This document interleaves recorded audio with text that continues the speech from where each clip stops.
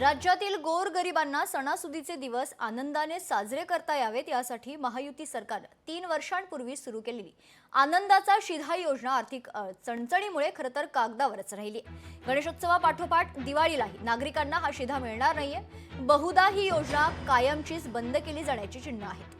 तत्कालीन मुख्यमंत्री एकनाथ शिंदे यांच्या नेतृत्वाखालील महायुती सरकार निवडणुकीनंतर सत्तेवर येण्यासाठी लाडकी बहीण योजना, शेतकऱ्यांना मोफत वीज, आनंदाचा शिधा योजना, ज्येष्ठ नागरिकांसाठी तीर्थाटन योजना देखील यासह अनेक लोकप्रिय योजनांची घोषणा केली होती। निवडणुकीनंतर सत्तेवर येताच आर्थिक चणचणींमुळे अनेक लोकप्रिय योजनांना कात्री लागण्यास सुरुवात झाली।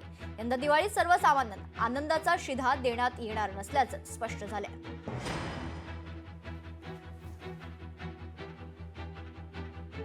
आनंदाचा सुद्धा मागच्या वेळेला बंद झालेला आहे। मला वाटतं की शिवथाळी, आनंदाचा शिधा, लाडक्या बहिणीच्या संदर्भामध्ये जो काय बोजा सरकारवर आला, एका बाजूला एक योजना केली आणि गरिबाचं अन्न काढण्याच्या दुसऱ्या योजना बंद करतायत, अशा प्रकारची शंका आहे। परंतु ती योजना माजी मुख्यमंत्री एकनाथजी शिंदे यांनी दिल्यामुळे ती कदाचित बंद करण्याचा निर्णय झाला असेल असं मला वाटतं। फायनान्स नाही जे काय या वेळेला त्यांनी सांगितलं काही शक्य होत नाही, त्यामुळे त्यांनी गणपतीला सुद्धा दिले नाहीत। आणि मग दिवाळीसुद्धा मी त्याच्यातच म्हटलं होतं, कारण गणपती झाले की दिवाळी ताबडतोब फार लवकर येते आहे, त्यामुळे दोन्हीचा आपण एकत्रित निर्णय घ्यायला पाहिजे आहे। आणि साधारणपणे त्याला खर्च येतो म्हणजे एक 450-500 कोटी रुपये, परंतु त्यातले 100 रुपये आपण घेतो परत त्यांच्याकडून, प्रत्येकाकडून।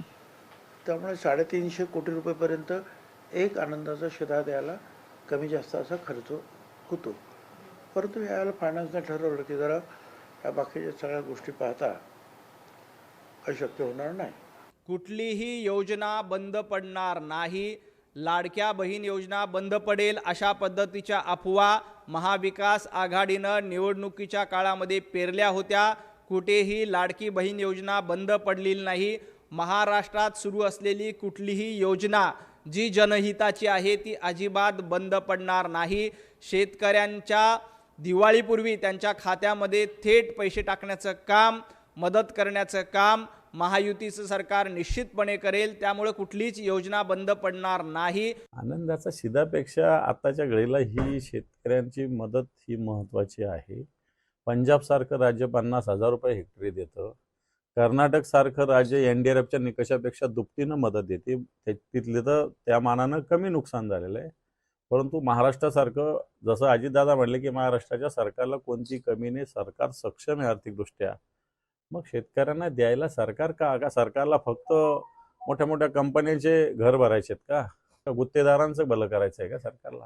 आणि म्हणून सरकारला शेतकऱ्यांपेक्षा स्वतःची खळगी मंत्र्यांची भरणं मला असं वाटतं सरकारला महत्त्वाचं वाटायला लागलं। आनंदाचा शिधा हा अन्न व नागरी पुरवठा मंत्री सन्मान्य छगन भुजबळ साहेबांच्या अखत्यारीतला विषय आहे।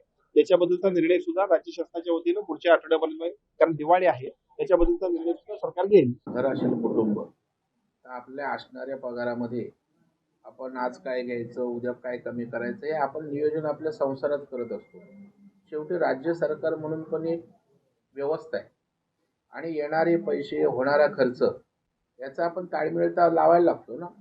बोलणं मागणं खूप सोपं असतं, परंतु शेवटी आपण जसं घर चालवतो, आपले बाबा आपण कमी जास्त गोष्टी घेतो, एखादी टाळतो, तसं सरकार चालवत असताना प्रायोरिटी काय आहे, कशाला महत्त्व दिलं पाहिजे, अशा गोष्टीचा विचार करून सरकार चालवलं जात असतं।